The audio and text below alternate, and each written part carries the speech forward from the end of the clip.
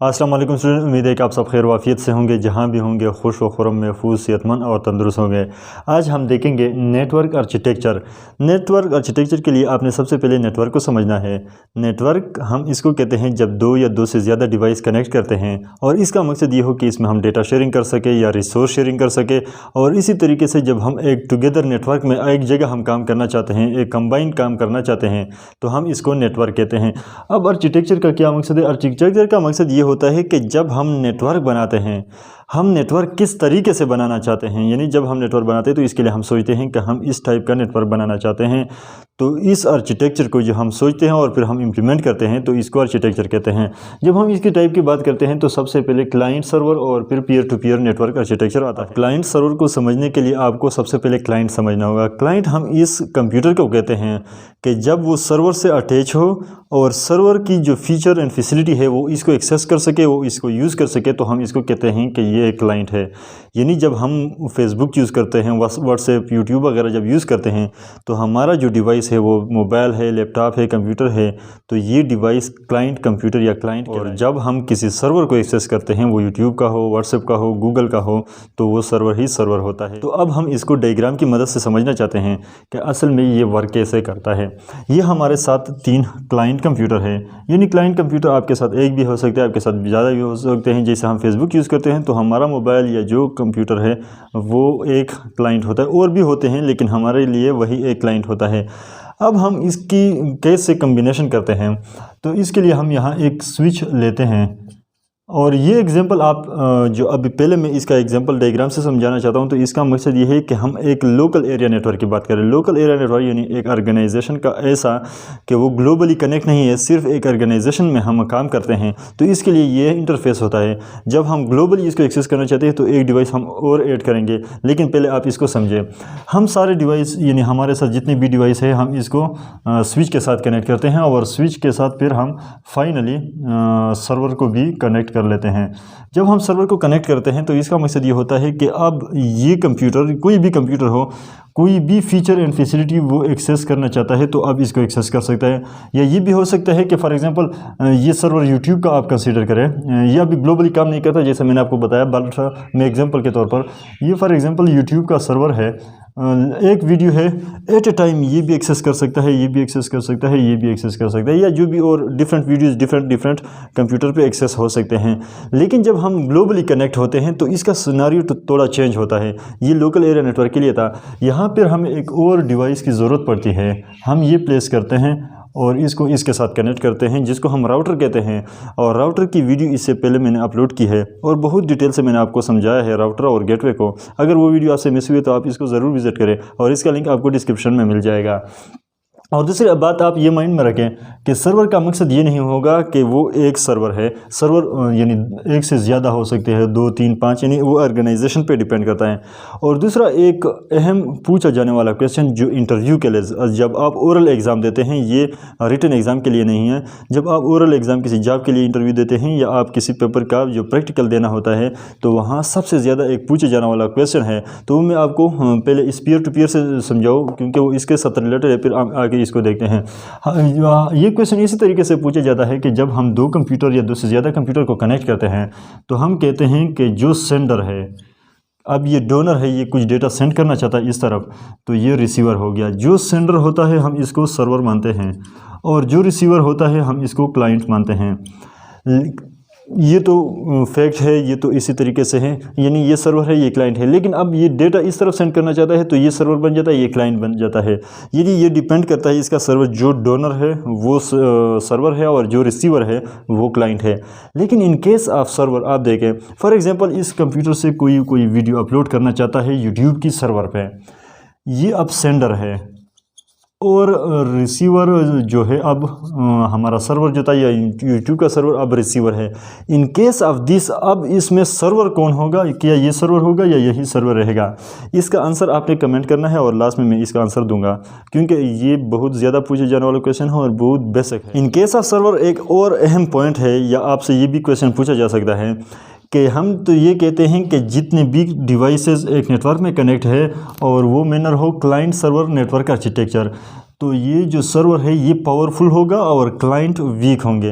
Peer to peer में इसका concept थोड़ा चेंज है, लेकिन हम सर्वर की बात करते हैं कि जब भी सर्वर होगा वो पावरफुल होता है। ये एग्ज़ाम में बहुत ज़्यादा पूछा जाता है कि सर्वर कितना पावर, तो वो सारे लोग इसका सिंपल आंसर ये देते हैं कि ये बस इसी से पावरफुल होता है जो क्लाइंट कंप्यूटर। लेकिन इसका बेस्ट आंसर ये है कि जो हमारा सर्वर होता है वो ऑर्गेनाइजेशन पे डिपेंड करता है कि इस ऑर्गेनाइजेशन में कितना डेटा स्टोर करना है, कितने फीचर एंड फैसिलिटी इसने एक्सेस करने हैं। अगर बहुत बड़ा ऑर्गेनाइजेशन है तो इसके लिए बहुत बड़ा सर्वर चाहिए, लेकिन अगर छोटा ऑर्गेनाइजेशन है तो वो छोटे सर्वर से भी काम चला सकते हैं। और दूसरा पॉइंट आप ये नोट करें कि जैसे मैंने आपको पहले बताया कि सर्वर का मकसद ये नहीं है कि वो एक ही डिवाइस होगा, वो मल्टीपल डिवाइसेस हो सकते हैं। जैसे कि राउटर के केस में कल हमने देखा था कि राउटर भी ज़रूरी नहीं है कि एक डिवाइस है, इसी तरीके से स्विच भी मल्टीपल स्विच हो सकते हैं और क्लाइंट तो मल्टीपल होते ही हैं। अगर सिंगल क्लाइंट हो तो इसको सर्वर की एक्सेस करने की ज़रूरत ही नहीं पड़ती। मेरे ख्याल में आपको क्लाइंट सर्वर क्लियर हुआ होगा।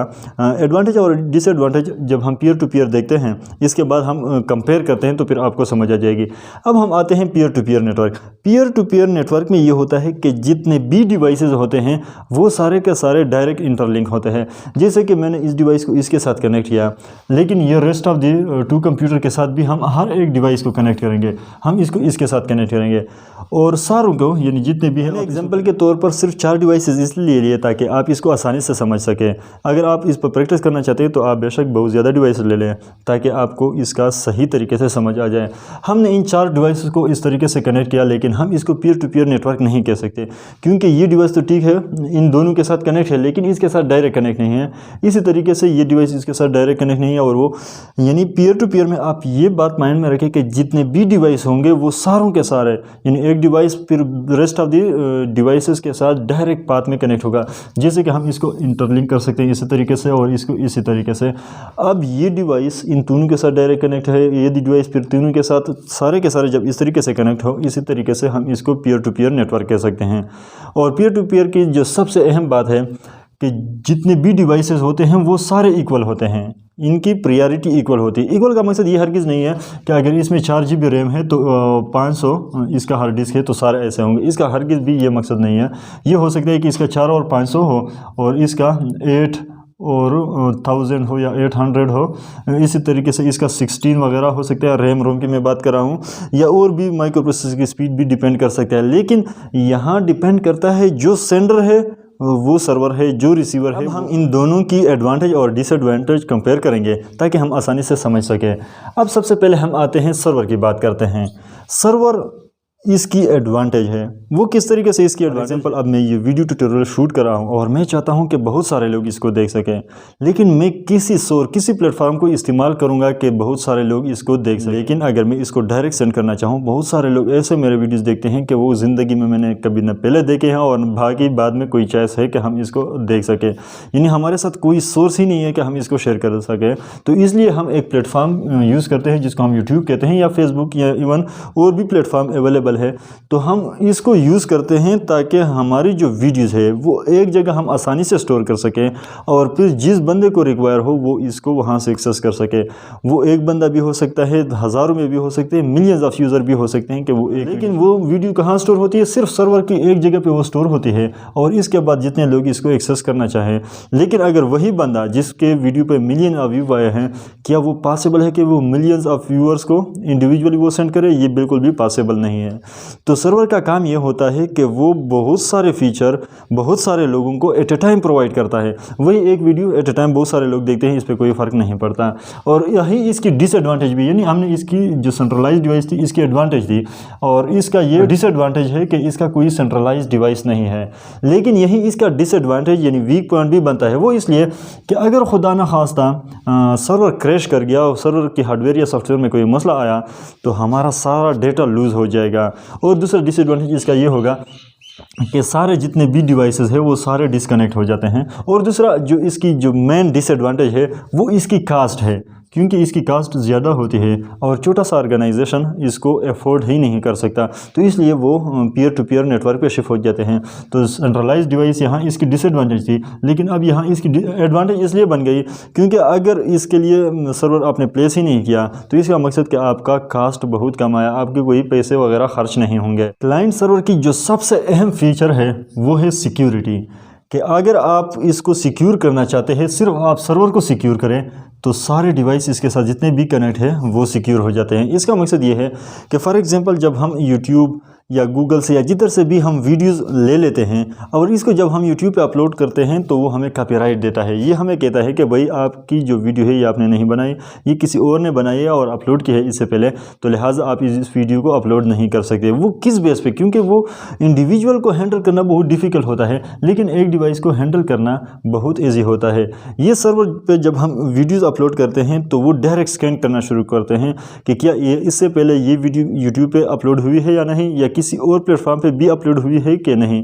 तो इसके बाद वो डिसाइड करता है कि इस वीडियो को हम एलो करते हैं या हमें इसको कॉपीराइट स्ट्राइक दें। इस वजह से ये इसकी बहुत बड़ी एडवांटेज है कि वो सिक्योर है।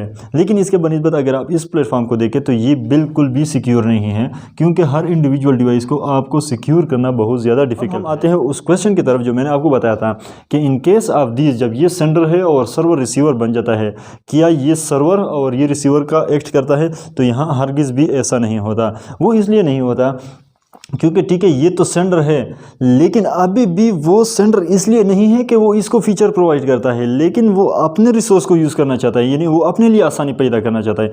यानी अगर ये होता कि सर्वर को इस वीडियो या इस फाइल की ज़रूरत होती, फिर तो हम कह सकते हैं कि ये सर्वर है और ये रिसीवर। लेकिन यहाँ जब हम सर्वर को डेटा देते हैं, वो असल में सर्वर को ज़रूरत ही नहीं होती, वो हमारे लिए ज़रूरत है। जैसे कि अभी मैं ये ट्यूटोरियल शूट कर रहा हूँ, ये जब मैं अपलोड कर रहा हूँ तो यहाँ मैं सेंडर हूँ, लेकिन मैं सर्वर नहीं हूँ। मेरा डिवाइस सर्वर इसलिए नहीं है क्योंकि मैं यूट्यूब की फ़ीचर को एक्सेस करना चाहता हूँ, न कि मैं यूट्यूब के साथ बेनिफिट या प्रोवाइड करता हूँ। तो इसलिए हम कहते हैं कि ये इसी तरीके से क्लाइंट ही रहेगा। हाँ, वो सेंडर है लेकिन क्लाइंट ही है। इसी तरीके से ये इस कंडीशन में रिसीवर है, लेकिन फिर भी वो सर्वर है। यहाँ ऐसा नहीं होता, जो सेंडर बन जाता है और जो रिसीवर है वो क्लाइंट बन जाता है। मुझे उम्मीद है कि इस टॉपिक के बारे में आपका कोई क्वेश्चन नहीं रहेगा, क्योंकि मैंने बहुत ज़्यादा कोशिश की कि हर पॉइंट से, हर एंगल से मैं इसको क्लियर करूँ। लेकिन फिर भी अगर आपका कोई क्वेश्चन है तो कमेंट बॉक्स हाजिर है, आप कमेंट कर सकते हैं। और दूसरी बात यह है कि आप वीडियो को लाइक और चैनल को सब्सक्राइब करना ना भूलें।